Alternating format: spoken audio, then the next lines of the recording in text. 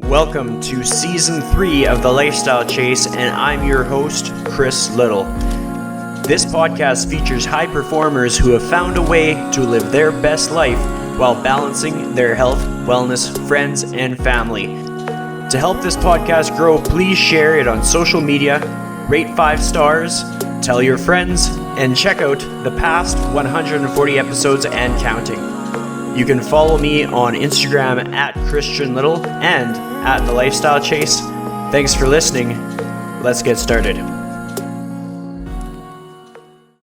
So, welcome to The Lifestyle Chase. This is episode 151, and I am joined by the one and only George Pagan III. How are you today? Doing good. Enduring this rainy Miami weather we've been having. Well, what is it? What is a typical day in Miami like for you? Because I'm up here in Canada. There's snow on the ground. Totally different atmosphere. Take me through a day in your life. Well, since it's November now, it's usually a little bit more bearable in the morning than typically throughout the rest of the year.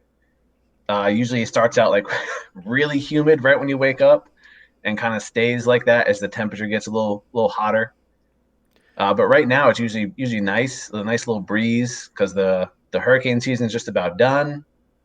So it usually kind of cools down in the mornings, which is great because I have my first client that I train is 6 a.m. outside and next to the water.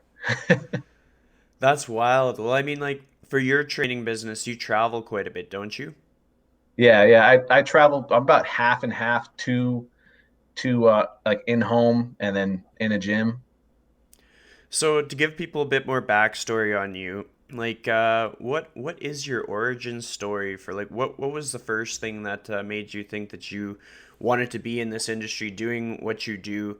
What gave you the passion to do what you do?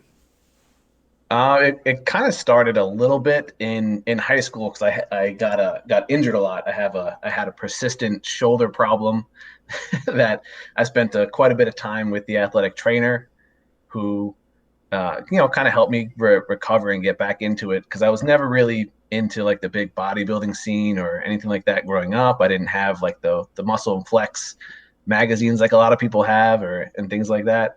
So it was more or less based on sports performance in the beginning, and then being injured and coming back from being injured kind of really kept me going with it. Oh, I like But that. I started in college as a business major just because I really had no idea what I wanted to do. So when you went to school for a business major, what was kind of going through your mind during that time, like for the first like couple semesters or whatever? Like how soon did you decide that you wanted to make the change in direction of what education that you sought after? I made the change pretty quickly after the first semester of college. I only went into the business side of it because I really was unsure of what I wanted to do and knew that kind of having a broad business administrative background would just span a lot of industries since most most things are business related. So it was kind of my way to get the broadest amount of education I could that could apply to anywhere. And I just realized it was that direction specifically was not for me Yeah. at all. Um, when it comes down to like fitness and stuff and training and coaching, are there people that kind of stand out to you that have been mentors to you or kind of like beacons of light along your career journey? It's more or less been people that I've been able to work with that kind of took me in this direction first before seeing anybody else that was online. That's really how kind of that started. Like, I never really wanted to own my own business, I guess, at first. That wasn't like the original goal, but it ended up kind of working that way out just by the experiences I had working in a physical therapy clinic.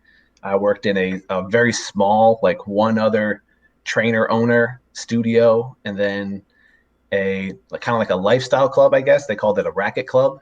Yeah. So it was like more of like a broad general pop everything and kind of relax. Well, what was the turning point in your career where you kind of decided to go on things more independently? It was when I was working down here in Miami was like the first time I was like, I think I'm gonna try to do this on my own. Was when I felt like just another cog in the wheel of a business, and I wasn't really kind of respected or just didn't feel as important as I thought I was. I don't know if that sounds weird, but I just didn't feel like the company that I had worked for was kind of aligned with how I wanted to train, and I felt like that was more or less holding me back Well, I think as that's a trainer. yeah, I think a lot of people go through a moment like that, and it's just kind of you get at a fork in the road or a crossroads where you have to decide, okay, like what direction do I want to go, and what direction is this place going, or is this group of people, or whatever it may be. But with that Yeah. probably comes a bit of uncertainty. Like, did you have any doubts, like if you could make it happen, or were there any struggles along the way? Oh yeah, there was tons of tons of struggles. I started the only reason I was able to kind of start was I had one client that was independent that I had on my own that I took with me after I left a similar job. So like the person like, yeah, I want to continue training with you. We'll do it together. So that was the only only thing because I wasn't going from making decent money to zero and trying to start from there. I had like a very small amount of income that I knew I had from that. That was like really the biggest struggle to overcome was knowing that I had to kind of build everything back up. Yeah. Well, I mean, it's crazy how impactful our clients can be on our lives. Like, in a very, like, one client can make or break your whole career. Like that's Yeah. the way I see it. What are some things that you've learned just in a uh, whole lifestyle way from working with your clients? Was really to kind of be myself in either in the sessions and then just as a business. Like, don't try to copy anybody else. You're not going to be like anybody else. You're going to be just you. And there's going to be some people that work really well with that, and there's going to be some others that really really don't. They just don't want to be, or not don't want to be. They just don't fit how you train, and that's okay. There's nothing wrong with that. And I mean, throughout your career, you've kind of taken on a lot of like projects and stuff like that. Can you talk more about that? Mean about Fitleaf in general, or Yes, yes. that's definitely the product of some of the frustrations I had owning my own business in the personal training industry itself. Is that there's a lot of segmentation of our industry, and there's not a whole lot of things that kind of come together, especially with the internet. Everyone's kind of in their own little space, and they don't really cross over that much. So for me, I wanted to try to fill some of those voids with bringing things together into one place. And And I did that with myself by just making bookmarks in Google Chrome, trying to have a bunch of things that were all the same for like education and things like that. so, what was the first thing that inspired you to come up with like an infrastructure of sorts, or like a website or a hub or a space where people could actually go to? It was when I first moved down in 2012. Miami was incredibly new. I knew nothing about the city itself. I knew nothing about the personal training world here, or even just what came down education wise. Like, I didn't know who comes down for certifications, like what events are held in the area, and it was at a point where I needed like I think like two or three more continuing education units, and I couldn't find any live events in the entire city within the next like 60 days after looking at like 90 websites. So I was like, all right, there's got to be something out there that kind of fills this, that I don't have to look through 90 websites every time I want to find an event. Well, I mean that's a very real inspiration for starting something. Yeah. The website looks so polished. Like, do you have web design experience? Is that like part of your wheelhouse? No, not even a little bit.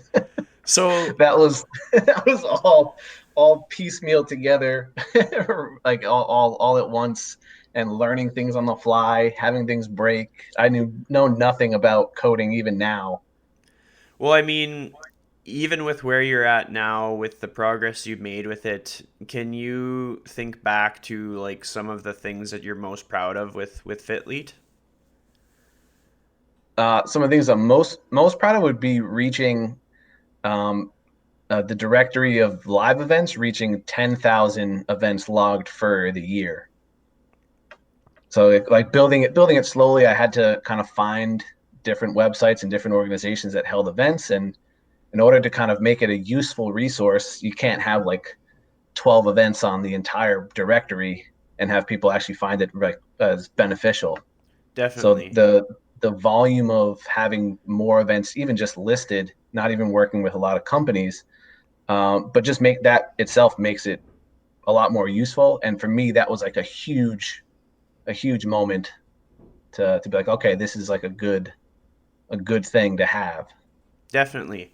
Have you gotten any like feedback with regards to it? Because the way I see it, there's probably a lot of people that found themselves at moments where they were scrambling to get continuing education credits and they didn't know where to get them. Have people just kind of come across your website and like talk to you about how it's sort of helped them connect the dots?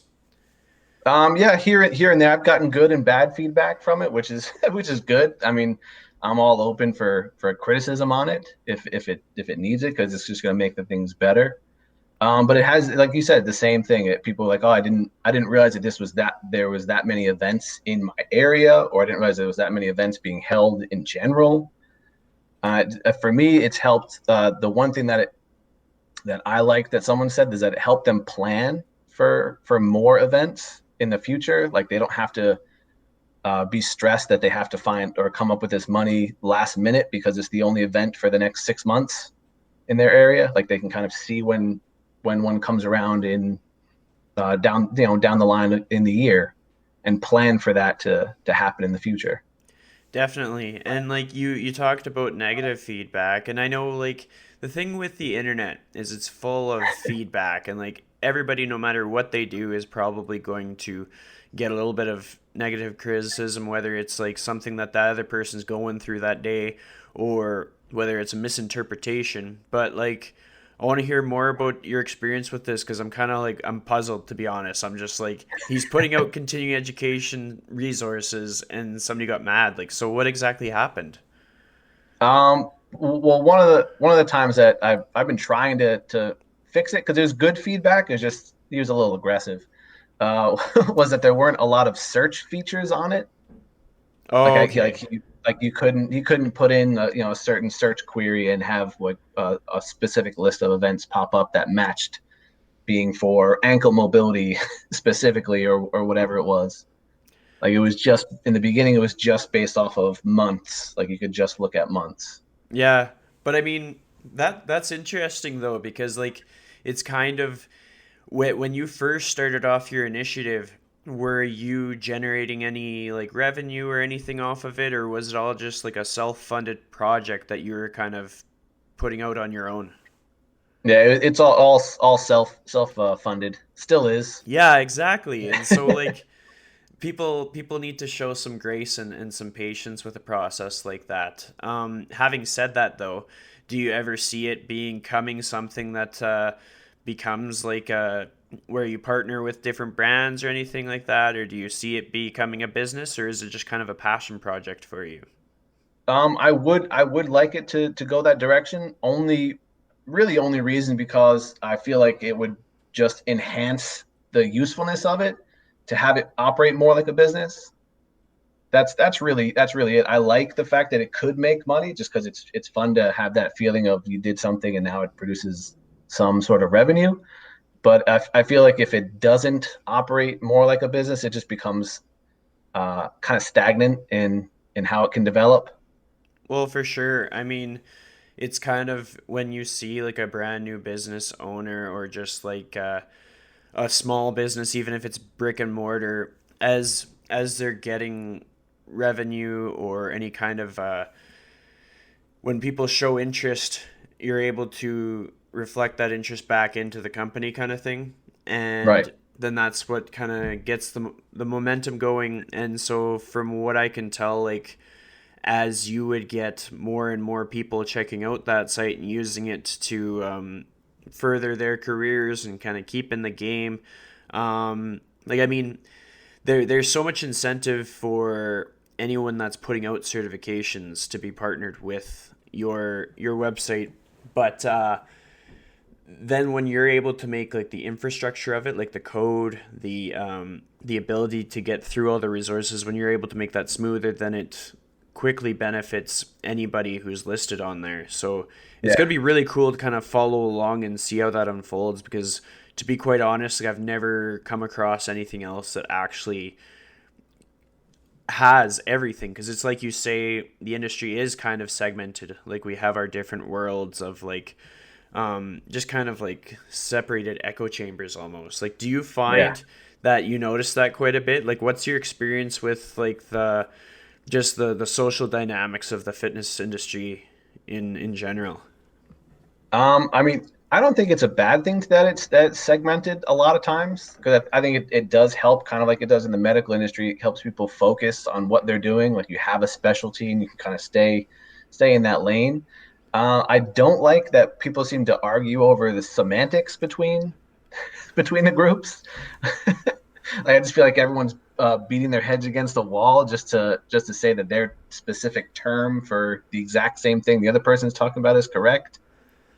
Well, I think that's funny that you point that out, because it's so true. I mean, when it comes down to it, a lot of people are here to work with people, and it's we're not here to yell at people that they're wrong, and we're not here to be right all the time. It's just about like the experience of that client as an individual, and just Yeah. making their day better. Like even if it's just by having a funny joke, or by showing up on time and treating them well, like that's our biggest role. And I see a lot of the memes that go through the Instagram stories and stuff, where people are just comparing like their different perspective on squats or deadlifts or shoulder mobility or hip mobility or how you should walk, all these different things. Right. Has there ever been a time in your career so far where you've kind of second guessed yourself? Like I know just about everybody does, but what has your experience with that been? I definitely would say, especially in the very beginning of when I started training, uh, was I didn't have the greatest experience with building sales. So just the fact that being of like an independent trainer in general is such a focus on closing a client to get them, just because you want to help them, like you still have to sell them through some sort of process. And I wasn't really strong with that, especially in the beginning. Um, but that was hard to get over, because I didn't want to feel like most people say, like a used car salesman trying to sell somebody something with gimmicky things. I was doing it for reasons where I thought I was helping people. Yeah. And sometimes that's hard to get past, that you do need to kind of close the sale to generate the money to help them.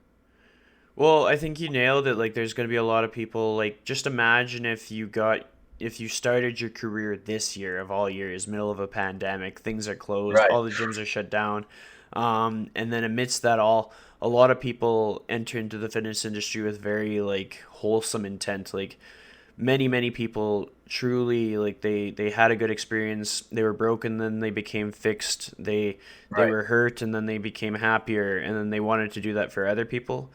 And yeah, a lot of people kind of stray away from the sales side of things, but when it all comes down to it, we need to remember, like I mean, if we need to put ourselves first to the extent that we still got to eat. Like we got to eat, we got to put a roof over our head, and Right. our clients want to support that. They want to see us do well. It's crazy how much how big of a fan a client is to their trainer or coach. Like I think sometimes we forget like how much they're loyal to us, and they really Yeah. appreciate what we do. But when it comes down to sort of realizing that you have to do sales and you have to uh, ask for the sale, stuff like that. What were your Yeah. stepping stones in progressing that skill of yours, or making it something that was like a cog in the wheel of your business?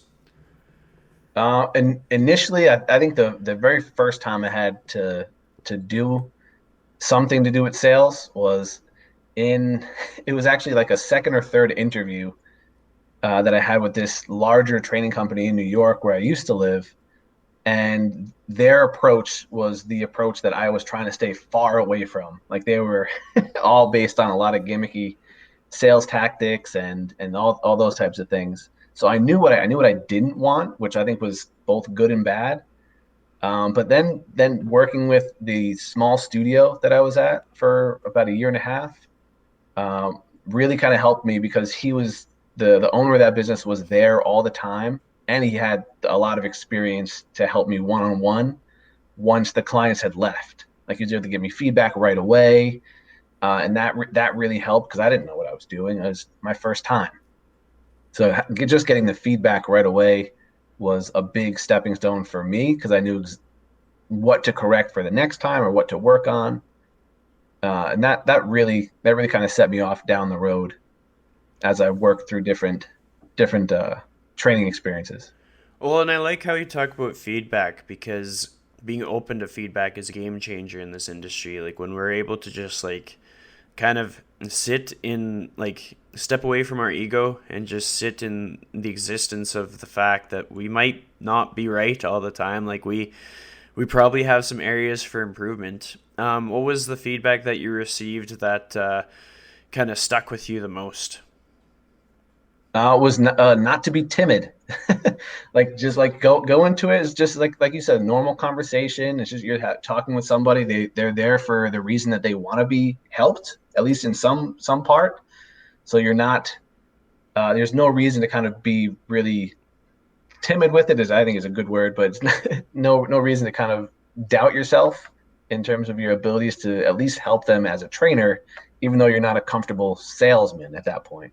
Well, I like that, even just the use of the word timid. I find that a lot of people in the industry might be able to relate to that, especially anybody that is just figure skating their way right now. Like I think most of us are in some capacity, even like the veterans, unless somebody has been doing online business for like 5 years or something, most people are having to figure out new ways to do things and probably finding themselves in a state where they feel timid. Is there any kind of like wellness routines that you kind of go through to boost your confidence, or to kind of give you that like that just that big energy that you need to kick ass and take names?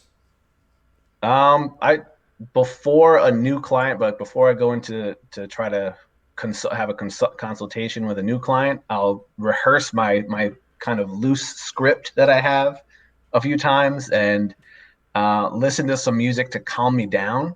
Because usually I go into it kind of like high, not anxious, but like high anxiety, excitement of like this could be something great. Like I can get a new client. I'm excited about this. I like working with new people.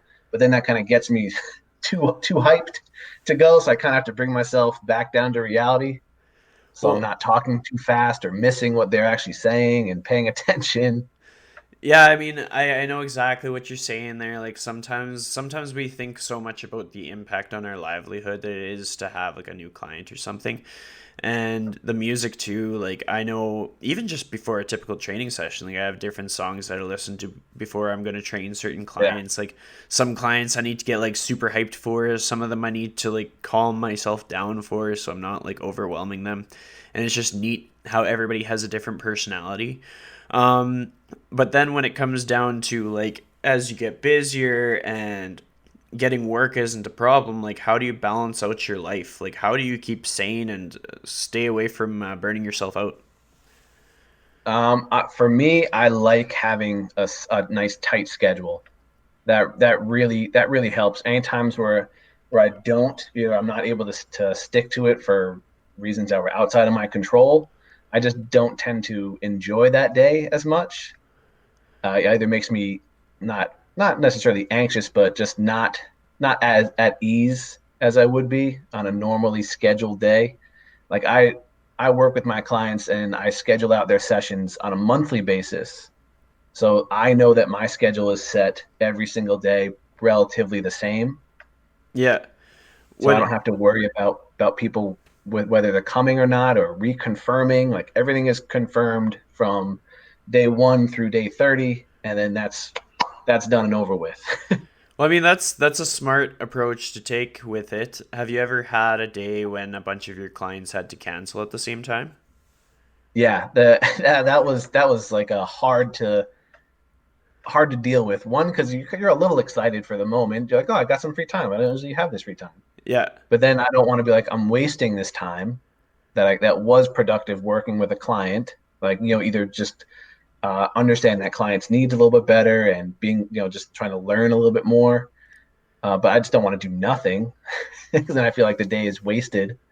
So, how do you navigate that like for yourself? Do you have to kind of show yourself some grace, or do you have like things that you pivot and you start working on to kind of like ease the tension kind of thing? Yeah, I have, like I said, I like this. I like a nice schedule. So I have kind of things scheduled out on what I would do already as like a contingency plan. Well, that's smart. Like what is your contingency plan if you had to kind of describe it to me? Well, I carry my laptop with me through all of my clients, so I'm never without having something that can get work done or having some learning done. Yeah. Where if I have the opportunity that I'm in a place where I can get Wi-Fi, which is usually now, then I'll do some more work on the website or finding some more resources that way. Or if I don't have it, then I'll do some offline reading or things like that. Yeah.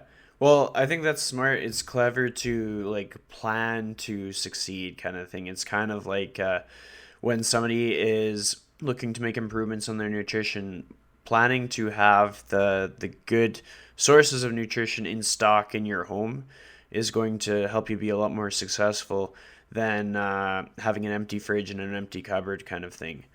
Yeah. Um, are you a person that travels sometimes, or like is there things because like a common question that gets posed upon fitness professionals is what do you do that is not related to fitness? And I know when people ask me that, I struggle to answer because honestly, like fitness kind of absorbs everything about us. It becomes our identity, but at the same time, Mhm. we all need to kind of have like our little things that we do outside of it. What's that for you? I like art. That's awesome. So I've been a hobby artist, I guess, since I was a kid. So I really like sketching.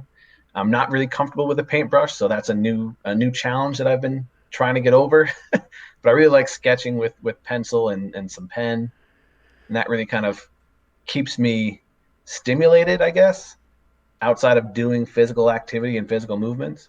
Well, it's kind of like a form of flow state, as it were. Like you kind of you get to be fully immersed in something that is totally different, and you almost get to reset through that process. Like I know a lot of trainers that we probably both know are like musicians on the side, or they are creative writers. Like they're able to write stories that have nothing to do with like exercise or nutrition or anything like that, and yeah, it's just cool to discover that side of people because I think without knowing that part of the equation, like what do we know? We're just this big gathering of people who know how to help others build muscle and live long and happy lives. But like, what else? What else makes up that individual?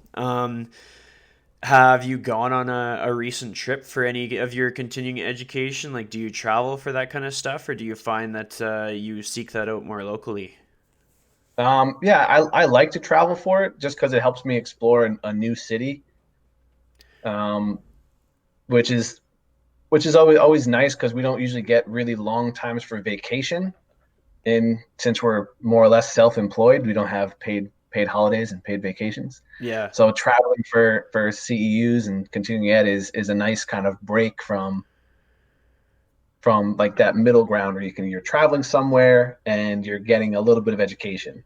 Yeah, well, I mean, I got to go to the Kansas City Fitness Summit. I think it was close to 2 years ago now, and it was just it's weird because I tend to be a fairly like I'm introverted for the most part, so I'm fairly Hmm. quiet in big gatherings kind of thing. I'm kind of cautious, want to figure people out, but then once I've made those connections and kind of like put faces to names and stuff, like fitness friendships are solid. Like all Yeah. of a sudden geography doesn't matter anymore because you have all these like core values that are in common and common passion. Like we're the crazy people who are just like head over heels for our career, passionate about Yeah. what we do, and we're willing to put in way more than what we may ever get back out of it, but there's no problems with that for us. We're happy to do that.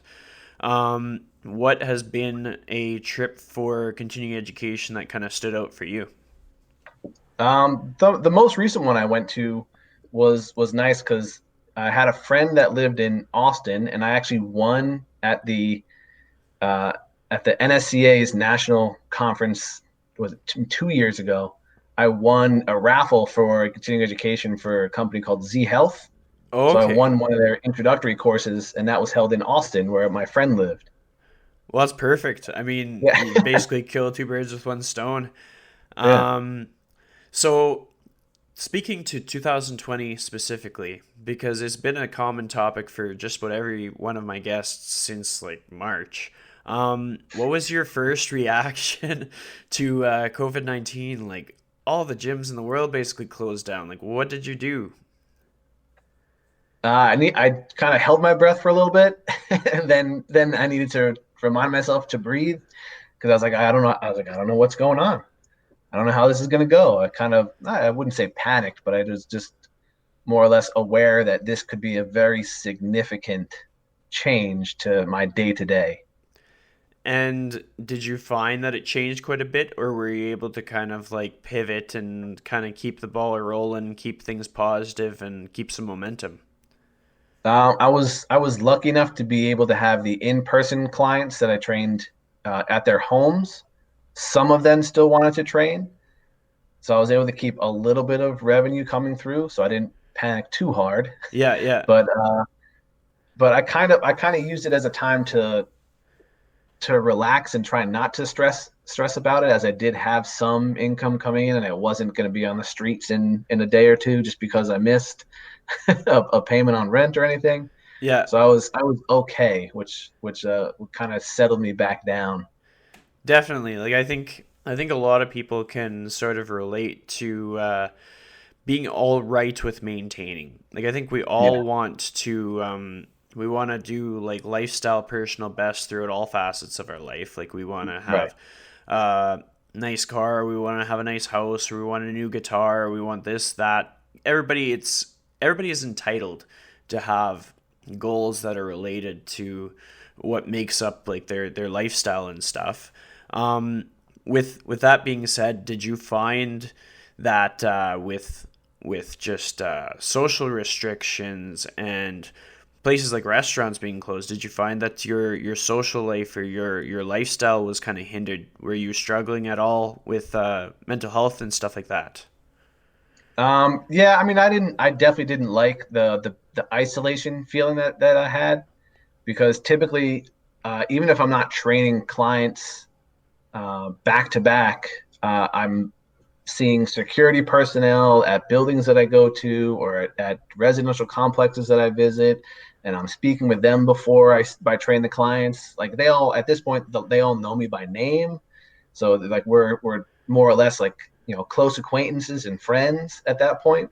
So you lose like those little things that you don't think about outside of like your normal day. Like that was kind of a surprise. I was like, oh, I missed those like small interactions of catching up with, Dwayne down the street at the who's concierge that I see him every Tuesday and Thursday or whatever. Well, it's amazing that you bring that up because I completely agree. And it's something that I forget about quite often. Like Yeah, when we see people out and about, or we're at a grocery store, or wherever we may be, every little smile, or as I've been saying lately, because we've all got our masks over our face, like every little smize, Like the smiling with our eyes is so impactful. And just saying hi to people and like where possible, opening the door for somebody, like Right. it turns into something big. And just cheering people on even through the internet. Like every so often I'll get a buddy that like personal bests his lift kind of thing. And like I know what it feels to lift heavier than I've ever lifted before. So I can imagine how Yeah. they feel. And you just like send them a little whoop whoop or like any Yeah. kind of an emoji, and you honestly like change their day for better. And we sometimes take that for granted. Um, did you ever get to a point where you like everybody's experience with COVID has been different? I know for myself, because I live by myself and a lot of my clients were in person. I definitely had moments where I was like, holy cow, like what is going on? You almost get lost in this little abyss where you don't know um, how to be more upbeat that day. Like sometimes we don't wake up super motivated. Did you find Right. that having lost out on all of these just small but meaningful one-on-one interactions kind of got to you, or were you able to kind of maintain similar to how you were with your finances? Well, luckily my wife still was able to keep her job, Yeah. and we had talked about some of the planning that we would need to do if things ended up trending in the wrong direction. So it was good to have that, like we were both on the exact same page with how things were going to go. We were both kind of upset at the same level that we couldn't do any travel. Like we usually do one big trip a year for our anniversary. We couldn't do that. So we were both kind of in that same realm.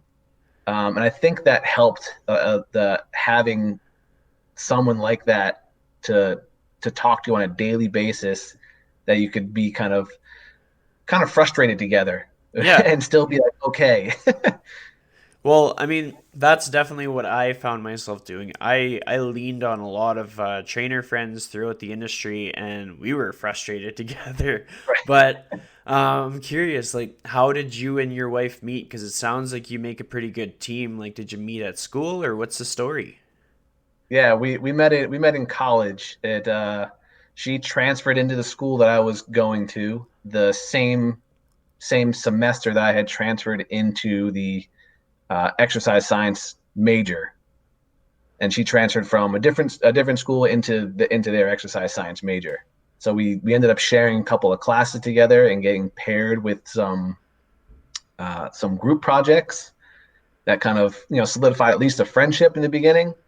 But then uh, we kind of stayed friends for for a long time. Yeah. When I wanted a little bit more of the friendship, so she kind of friend zoned me a little bit. But it all worked out well. We've been together since 2008, so things are going great. That's really cool. Like, I mean, I think everybody gets friend zoned at some point. How did you break out of the friend zone there? Like, what did you do? I think it was just I think the class projects that we had together kind of helped me a little bit, because it was kind of forced interactions outside of reaching out to her, yeah, out of the blue. Like we kind of had to meet up for things and had to spend time together. Well, yeah, and I think it all comes back to you spoke about the importance of being yourself. Like, you spoke about that with regards to feedback that you got from your clients and with your values for how you carry yourself through your business, and just with like interactions with people in general. Like, there's no sense in like faking who we are when Yeah, people are going to be perfectly happy with who we actually are. Like, yeah. sometimes Like we go we're ahead. both we're both we're both really sarcastic people too, so I think that helped, that we could kind of both be quite sarcastic and not have it get awkward. Oh yeah, like if one So that person's was great. if one person's sarcastic and the other person is not on the same page, it can get awkward really fast. Yeah. That's awesome. So with everything that you do together, like I mean, you share a household, you're married. What are three things that stand out to you into how she makes you a better human being? Well, one, she's extremely supportive, which helps. So I don't feel uncomfortable coming to her with either ideas or concerns or problems that I have within the business or as myself as a person. Yeah. So that's like a huge thing to have for me at least. And then we both continually work on better communication because we're both good at it now. We're both better at it than we were, but it was definitely something needed to be a continual learning process as we got further in the relationship. Yeah, for sure. Um, do you have a third thing? Because I think we got two there. Um, I think being happy, being bored together, so you don't need to kind of make things always exciting to Yeah, be happy. It's like if you're happy just sitting on the couch on either ends of the couch from each other and still have awkward glances that result in a smile every now and again, then that's like perfectly great. that's a good way to put it. Like, I mean, it's always a good sign when you surround yourself with people where you can kind of be an autopilot and they can be an autopilot, and that's just fine. Like, where when you were just kind of like doing your thing, that they don't have a problem with the fact that you didn't want to do any more than what you're already doing that day.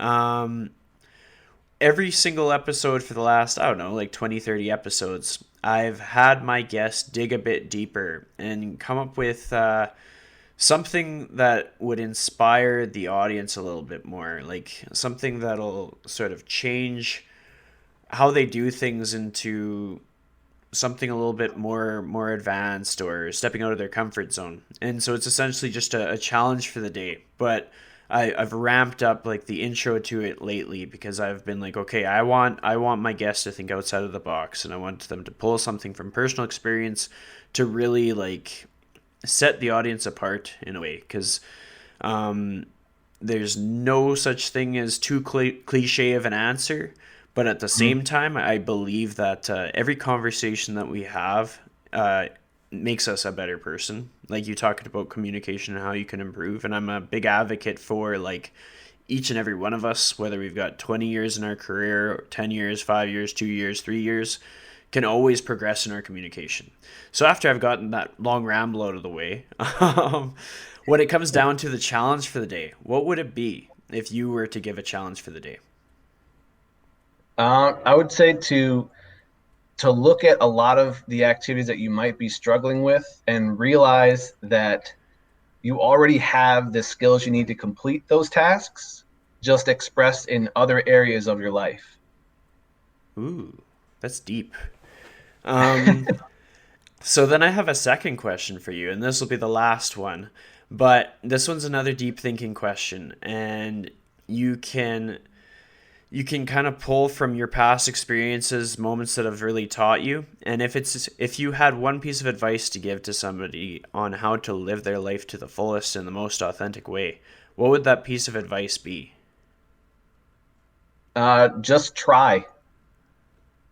That's it. Just try as much as you can to to do something.